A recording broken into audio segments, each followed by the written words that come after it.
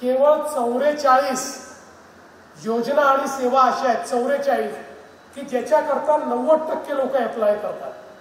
म्हणजे जर या 44 सेवा आणि योजनांची व्यवस्था आपण नीट केली आणि कमीत कमी वेळामध्ये या 44 सेवा आणि योजना दिल्या तर शासनाकडे येणारे 90% लोक हे शासनाचा जय जयकार करून जातील. आणि म्हणून पुढच्या 3 महिन्यांमध्ये या 44 सेवांवर आता आम्ही लक्ष केंद्रित केलंय. पुढच्या 3 महिन्यामध्ये या 44 ज्या सेवा आहेत या सगळ्या सेवा या ठिकाणी डिजिटल असतील, त्या ऑनलाईन असतील, त्या व्हॉट्सअपवर असतील आणि त्या सेवा हमी कायद्याच्या अंतर्गत असतील. आणि या सेवा देत असताना एखाद्याने मागणी केली तर तो डिजिटली मागणी करेल. ती मागणी केल्यानंतर त्याची जी फाईल आहे ती डिजिटलीच फिरेल.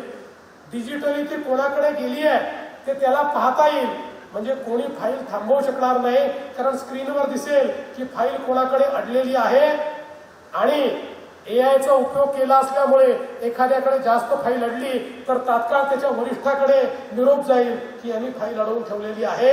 त्यामुळे प्रत्येकाला स्क्रीनवर पाहता येईल. आणि त्याचे जे सेवा हमी कायद्याने दिवस दिलेले आहेत 15 दिवस 20 दिवस जे काही दिले असतील तेवढ्या दिवसामध्ये ती सेवा त्या व्यक्तीला कुठलाही ह्युमन इंटरफिअरन्स न होता डिजिटली प्राप्त होईल. ज्या माध्यमातून पारदर्शी पद्धतीनं आणि वेळेमध्ये लोकांना आपण मदत करू शकू. त्यामुळे पहिल्या 44 या आपण पुढच्या काही दिवसांमध्ये देतो.